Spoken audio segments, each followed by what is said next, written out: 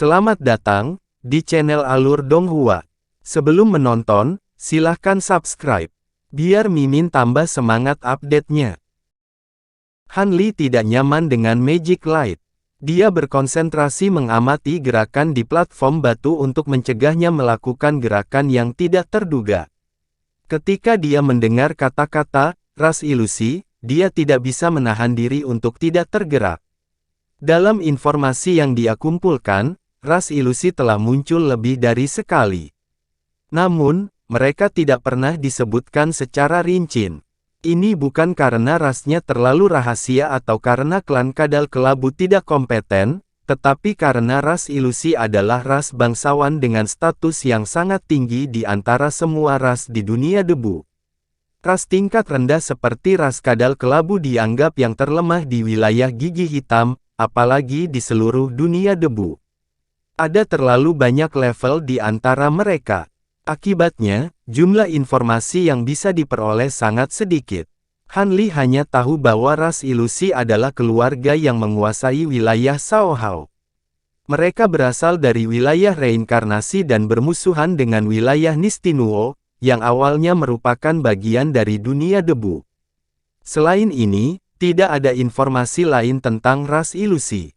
Namun, dia tidak menyangka bahwa mayat rat immortal yang diambil alih oleh Magic Light sebenarnya adalah anggota dari ras ini.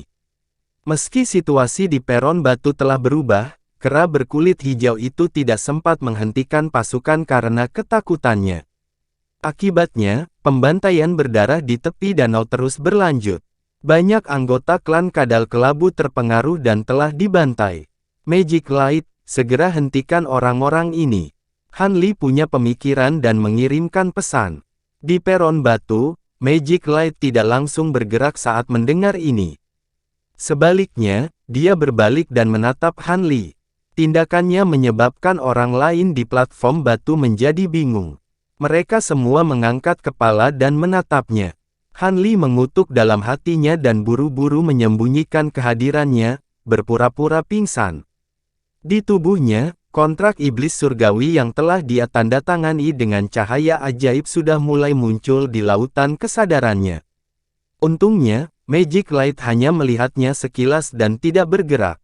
Dia kemudian berbalik untuk melihat kera berkulit hijau dan menyingkirkan kipas lipat hitamnya. Dia menyilangkan jarinya dan merentangkan pergelangan tangannya. Sudut mulutnya melengkung ke atas, memperlihatkan deretan gigi putih rapi. Gadis berpakaian hitam itu menatap pemuda tampan di depannya, dan untuk sesaat, semua ketakutan di hatinya menghilang. Danau di hatinya juga beriak karena senyumnya. Benar-benar berbeda dari apa yang Miao Xiu rasakan, kera berkulit hijau merasa bahwa senyum orang di hadapannya ini sangat menakutkan. Gigi putih mengerikan itu tampak seperti ingin menghisap darahnya dan memakan dagingnya, dan seluruh tubuhnya mengeluarkan udara dingin seolah-olah dia jatuh ke ruang bawah tanah yang sedingin es. Sambil menggertakkan giginya, Yang Kai mengencangkan cengkeramannya pada keong hitam, berharap menggunakan artefak yang diberikan kepadanya oleh Tuan Suku untuk berjuang demi kesempatan bertahan hidup. Namun, saat pikiran ini muncul di benaknya, dia mendengar suara yang terdengar seperti ocehan setan, "Apa yang kamu rencanakan?" Pada waktu berikutnya, tubuh Demon Sin telah berubah menjadi kabut abu-abu. Tanpa sadar, kabut abu-abu ini melingkari tubuh Lin Ming seperti ular sanca. Hanya kepalanya yang tersisa dalam wujud manusia, menggantung di sisi wajahnya. Kera berkulit hijau itu menjerit, merasa seolah-olah jiwanya telah meninggalkan tubuhnya. Begitu dia membuka mulutnya, seluruh tubuh Magic Light telah berubah menjadi untaian kabut abu-abu dan mengalir ke tubuhnya melalui mata, telinga, mulut, hidung, dan lubang lainnya. Wajah kera berkulit hijau itu penuh dengan rasa sakit. Dia membuang gada dan kerang hitam di tangannya, dan mencengkeram lehernya dengan tangannya saat terhuyung mundur. Setelah beberapa langkah, ia jatuh terlentang di tanah. Setelah tubuhnya berhenti bergerak sepenuhnya, untaian kabut abu-abu menyembur keluar dari lubangnya dan memadat kembali menjadi bentuk manusia. Dia sekali lagi berubah menjadi tuan muda-muda yang anggun. Namun, ketika dia melambaikan kipasnya, dia hanya bisa bersendawa, yang merusak pemandangan. Miao Xiu dan yang lainnya terkejut saat melihat pemandangan aneh ini. Mereka membuka mulut sedikit dan tidak bisa berbicara untuk waktu yang lama. Demon Sin membungkuk untuk mengambil keong hitam. Setelah mengukurnya sejenak, dia berhenti sejenak. Kemudian, jejak samar energi neraka yang kaya menyembur keluar dari telapak tangannya, membungkusnya lalu menyempurnakannya. Sesaat kemudian, dia memegang keong di satu tangan dan menjentikkannya dengan ringan dengan jarinya. Cahaya hitam beriak dan langsung menyapu ke segala arah, menyebabkan riak halus di permukaan Ripple Lake.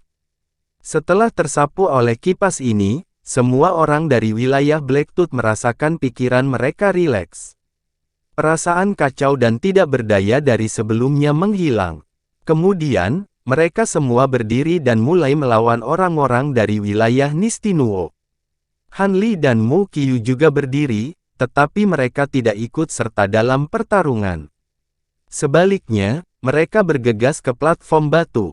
Di peron batu, wajah Mu Qiu sangat pucat ketika dia melihat kera berkulit hijau itu dengan mudah dibunuh. Insang di pipinya terus bergerak. Dia berbalik dan mencoba melarikan diri ke arah Ripple Lake. Namun, sebelum dia bisa bergerak, pemimpin suku tulang indik sudah melompat di depannya. Seorang wanita jangkung berkulit abu-abu dengan telinga tajam dan Miao Kui juga melesat keluar dari kiri dan kanan, mengelilingi Mu Qiu. Bunuh mereka. Mata Miao Xiu tanpa emosi saat dia memberi perintah. Tanpa ragu sedikit pun, ketiganya langsung menyerang Mu Qiu dengan tekniknya. Suku hantu gunung, suku musang angin, suku sabit kelabu, dengarkan perintahku. Atur orang-orangmu dan segera melancarkan serangan balik. Suku ikan mas hijau, suku sapi lumpur, suku pil bumi, berputar ke sisi danau Ripple dan kejar mereka. Kami tidak memiliki keunggulan dalam jumlah, jadi tidak perlu menutup area sepenuhnya. Lakukan saja yang terbaik untuk membunuh musuh. Miao Zong, kalian semua memerintahkan suku lain dan menyergap para pemimpin suku musuh. Mengejar tentara musuh yang tersebar. Miao Xiu mengeluarkan serangkaian perintah. Para pemimpin wilayah Blacktooth menerima perintah satu demi satu dan terbang dari peron batu untuk mengatur suku-suku yang tersisa untuk melakukan serangan balik terhadap pasukan wilayah Nistinuo. Ketika tentara daerah Nistinuo melihat bahwa pemimpin mereka telah terbunuh, semangat mereka langsung turun. Namun, orang-orang wilayah Blacktooth sangat ingin membalas dendam dan mengejar mereka dengan ganas, memaksa pasukan wilayah Nistinuo mundur ke Danau Ripple. Setelah Demon Sin menyerang, dia tidak melanjutkan pembunuhan. Sebaliknya, dia dengan santai berjalan ke tepi platform batu, dengan lembut melambaikan kipas lipat hitam di tangannya. Dia melihat ke bawah pada pertempuran kacau dari berbagai ras di bawah dengan penuh minat, senyum tipis di wajahnya. Han Li dan Si Chuankong menghindari bayang-bayang pedang dan melintas dari medan perang yang kacau dan juga mendarat di peron batu. Si Chuankong memandangi cahaya ajaib di depannya. Ekspresinya tidak banyak berubah, tetapi jantungnya berdebar kencang. Saat tatapannya tertuju pada Han Li lagi, itu menjadi lebih dalam. Rekan Li, ini, setelah ragu-ragu lagi dan lagi, dia dengan ragu bertanya dengan suara rendah. Kamu bisa memanggilnya rekan cahaya ajaib. Identitasnya sedikit istimewa. Kamu bisa mengatakan bahwa dia adalah sekutuku yang dikontrak. Karena beberapa alasan, tidak nyaman baginya untuk menunjukkan dirinya sebelumnya, tetapi itu tidak akan menjadi masalah di masa depan, jelas Han Li singkat. Cahaya ajaib tidak mengatakan apa-apa. Dia hanya tersenyum dan mengangguk pada Si Chuankong. Yang terakhir segera membungkuk padanya dengan ekspresi rumit. Saya telah melihat dalam beberapa catatan tertulis dari klan Kadal Kelabu bahwa klan ilusi memiliki 3 nama keluarga utama. Mereka adalah Tusu, Dongling, dan Jiang. Mulai sekarang, Anda akan menyebut diri Anda Jiang Gu. Kami berdua akan jadilah pengikutmu, Han Li mentransmisikan. Saya Si Chuan Kong. Si Chuan Kong ragu sejenak sebelum menangkupkan tinjunya. Magic Light mengangguk sebagai jawaban. Kemudian, dia melengkungkan bibirnya dan berkata, nama Jianggu kedengarannya tidak bagus. Tidak peduli bagaimana aku melihatnya, sepertinya dia akan mati. Han Li sedikit mengernyit. Saat dia hendak berbicara, dia melihat Miao Xiu, yang berpakaian hitam, berjalan mendekat. Dia berhenti beberapa langkah lagi dan membungkuk padanya dengan hormat. Aku Miao Xiu, putri dari pemimpin 3 suku tunas wilayah Blacktooth. Bolehkah aku tahu namamu, senior? Magic Light berbalik dan menunjukkan senyuman. Dia dengan berani menilai gadis berpakaian hitam itu. Saat dia hendak berbicara, dia tiba-tiba mendengar suara Han Li. Rekan Magic Light, kamu berada di dunia yang berbeda. Harap berhati-hati dengan kata-kata dan tindakanmu. Hehe, jadi tuan muda dari 3 suku tunas. Namaku Jianggu. Keduanya adalah pengikutku, Li Han dan Si Chuan Kong. Magic Light berhenti sejenak sebelum dia tersenyum saat berkata. Han Li dan Si Chuan Kong melangkah maju dan membungkuk pada Miao Xiu. Miao Xiu tidak berani lalai dan berkata sebagai balasannya, untung senior bergerak hari ini. Jika tidak, berbagai klan di wilayah Blacktooth akan terluka parah oleh tentara wilayah Niniwe. Kata-kata Nona Miao terlalu serius. Aku kebetulan melewati wilayah gigi hitammu dan tidak berencana untuk terlibat. Sayangnya, monyet berkulit biru itu terlalu menyebalkan. Demon Sin melambaikan kipas lipatnya sambil berkata dengan santai. Serangan mendadak oleh berbagai klan di wilayah Niniwe adalah deklarasi perang melawan wilayah Blacktooth. Aku harus kembali ke klan dan melaporkan semuanya kepada ayahku. Senior, sebagai penyelamat wilayah Blacktooth, Anda harus memberi kami kesempatan untuk menjadi tuan rumah. Ekspresi Miao Xiu serius saat dia berbicara dengan serius. Magic Light tidak segera membalas setelah mendengar ini. Dia berpura-pura tenggelam dalam pikirannya dan ragu-ragu, tetapi kenyataannya, dia bertanya pada Han Li bagaimana dia harus menjawab. Tidak apa-apa, kami tidak memiliki tujuan yang jelas saat ini. Bukan ide yang buruk untuk pergi ke tempat yang aman untuk menetap. Lagi pula, ada lebih banyak informasi yang kami butuhkan di sana. Han Li mentransmisikan suaranya ke Magic Light. Karena Nona Miao telah mengundang kami dengan tulus, tidak baik bagi kami untuk menolak niat baikmu. Oleh karena itu, kami akan pergi dan mengganggumu. Namun, saya tidak ingin mengumumkan kepergian saya kali ini, jadi saya harap Nona merahasiakan keberadaan saya. Lebih baik tidak menyebutkan sisi ayahmu untuk saat ini. Cahaya ajaib memandang Miao Xiu dan berpura-pura serius. Senior, jangan khawatir. Sebelum kita mencapai kota Yuhe, aku tidak akan mengungkapkan informasi apapun. Saya hanya akan melaporkannya kepada ayah saya ketika kami di sana, tentu saja. Saya juga akan memintanya untuk merahasiakannya untuk Anda. Miao Xiu menjawab. Itu bagus. Magic Light mengangguk. Miao Xiu menangkupkan tangannya ke arah Demon Sin dan Han Li saat dia berkata, kalau begitu izinkan junior ini untuk mengurus masalah ini terlebih dahulu sebelum aku membuat pengaturan untuk pergi ke kota Sungai Serene. Magic Light tidak mengatakan apa-apa lagi. Dia hanya melambaikan tangannya, menunjukkan bahwa dia bisa pergi sendiri. Setelah Miao Xiu pergi, Magic Light melihat pemandangan berdarah di bawah platform batu dan menarik napas dalam-dalam. Wajahnya dipenuhi kepuasan. Di mana-mana dipenuhi dengan niat membunuh yang padat. Rekan Li, bukankah terlalu berisiko bagi kita untuk memasuki ibu kota penguasa dunia debu seperti ini? Si Chuan Kong melirik Miao Xiu yang telah pergi jauh dan berkata dengan sedikit kekhawatiran di matanya.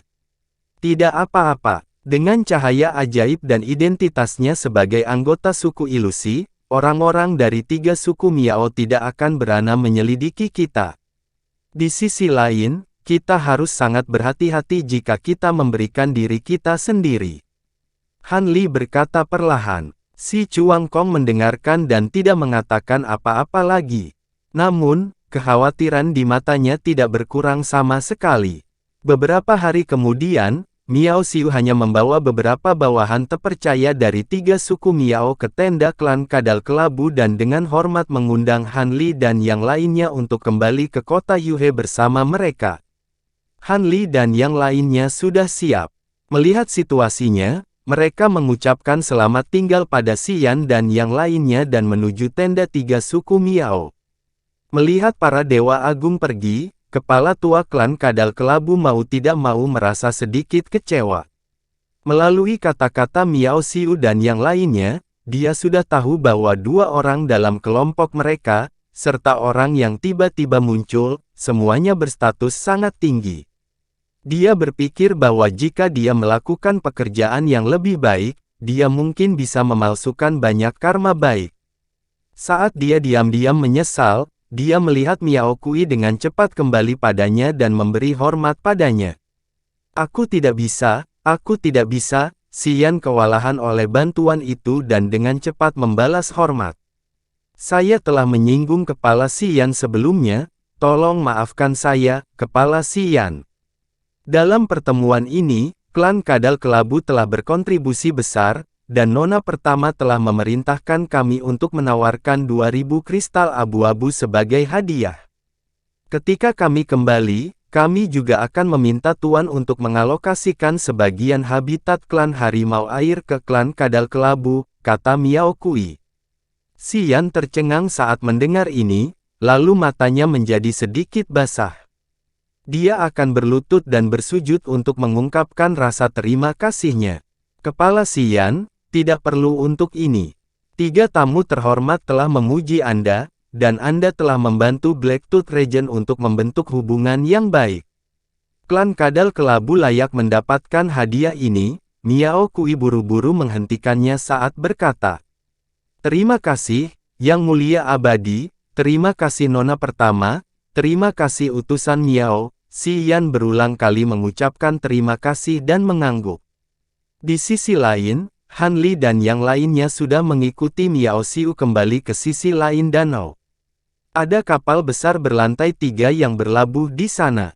Itu hitam seperti tinta, dan sudut-sudut kapal itu mengarah keluar dengan banyak tonjolan tajam. Ada berbagai macam pola rumit dan aneh yang terukir di atasnya. Meski tidak berwarna-warni, namun tetap memberi orang perasaan kemewahan yang ekstrim. Di depan kapal, ada 3 binatang aneh raksasa yang tingginya lebih dari 100 kaki. Mereka tampak seperti kuda perang, tetapi ada tulang putih dan tanduk spiral di pipinya.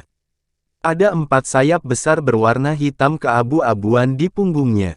Kapal benteng kuda lapis baja ini dapat melakukan perjalanan di atas awan. Ini mungkin tidak secepat artefak terbang Anda, tetapi masih stabil. Saya sudah mengatur agar semua kamar tamu di lantai 3 dikosongkan, senior dapat yakin bahwa Anda dapat tinggal di sana. Miao Xiu berkata pada Demon Sin saat dia melangkah ke geladak kapal. Aku harus menyusahkanmu. Demon Sin memiliki senyum hangat di wajahnya saat dia mengangguk ke Miao Xiu. Setelah itu, Miao Xiu memimpin kelompok 3 orang Han Li ke lantai 3 sambil mengobrol santai dengan Demon Sin. Han Li dan Si Chuan Kong berdiri di sisi kiri dan kanan Demon Sin dengan kepala tertunduk. Mereka diam-diam mengikuti petunjuk Demon Sin dan tidak berbicara.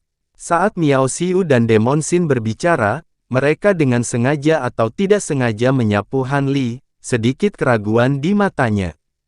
Han Li pura-pura tidak melihat, langsung mengabaikannya. Setelah mereka bertiga naik ke lantai 3 kapal, mereka masing-masing memilih kamar untuk ditinggali. Setelah Miao Xiu pamit, dia memerintahkan kapal untuk berangkat.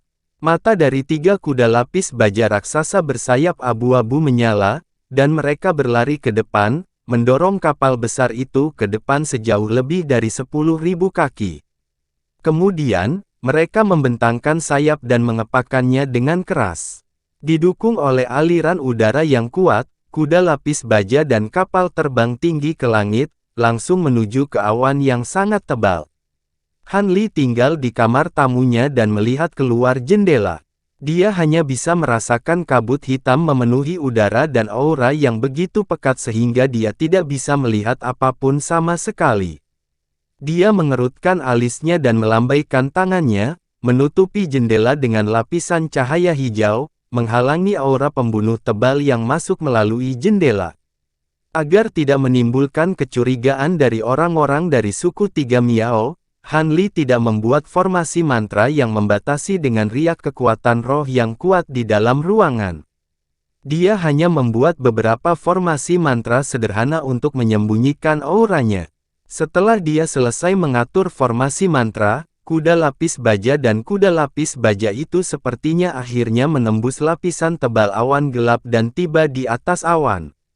Kabut hitam di luar jendela sudah tidak ada lagi, dan Han Li menarik penghalang yang telah dia pasang sebelum melihat keluar. Tanpa awan gelap, langit masih keruh, dan ada 3 matahari yang menggantung tinggi di langit, memancarkan cahaya putih. Mereka tidak terlalu dingin, tapi juga tidak terlalu panas, menyerang dengan perasaan yang sangat tidak nyaman. Namun, aura pembunuh di atas awan jelas jauh lebih tipis, yang membuat Han Li merasa jauh lebih santai daripada di tanah. Setelah bermeditasi sebentar, suara Taois Xie tiba-tiba terdengar di benaknya. "Rekan Han, aku sudah selesai memeriksa harta penyimpanan yang kamu minta, apakah kamu ingin melihatku?" "Tentu saja," jawab Han Li sambil tersenyum. Dia melambaikan tangan di udara saat dia berbicara, dan 2 jarinya menyala, diikuti oleh gerbang cahaya perak yang muncul tidak jauh darinya. Taois Xie muncul dari bangunan bambu dan berjalan ke ruang tamu. Keduanya duduk di meja bundar di ruangan itu, dan Han Li mengeluarkan sebotol anggur 100 bunga. Sejak dia datang ke dunia debu, dia jarang memiliki waktu senggang, dan baru sekarang dia memiliki mood untuk minum beberapa cangkir anggur dan mengobrol dengan Taois Xie. Taois Xie mengeluarkan gelang penyimpanan putih dan meletakkannya di atas meja sambil berkata, "Saya telah memeriksa isi penyimpanan harta karun 2 hari yang lalu. Ada 15.317 batu roh bermutu tinggi, 58.313 batu esensi abadi, dan 321 batu esensi abadi tingkat menengah. Semuanya ada di sini." Hampir semua alat sihir penyimpanan ini berasal dari reruntuhan Sekte Kebenaran. Para prajurit dan murid pengadilan surgawi sebagian besar berada di tahap awal tahap dewa sejati hingga tahap akhir tahap dewa emas, jadi mereka tidak menggunakan banyak batu roh kelas atas. Sangat sedikit yang memiliki batu esensi abadi kelas menengah, jadi kebanyakan dari mereka menggunakan batu esensi abadi biasa. Han Li tidak terburu-buru untuk menyingkirkan gelang penyimpanan itu. Dia menyesap 100 anggur bunga dan menunggu Taois Xie melanjutkan. Ada beberapa barang lain untuk menyiapkan formasi di sini. Ada semua jenis pelat dan bendera formasi, serta beberapa batu formasi besar dan pilar pola roh. Saya memilih beberapa dari mereka dan menguburnya di sekitar bangunan bambu di Taman Herbal Roh, mengubah tempat ini menjadi mata formasi utama selain kolam dan bangunan bambu. Namun, struktur Flowery Brain Paradise sangat rumit, jadi inti formasi ini tidak akan banyak berguna, kata Taois Xie. Itu bagus. Terima kasih, Taois Xie. Han Li mengangguk sambil tersenyum.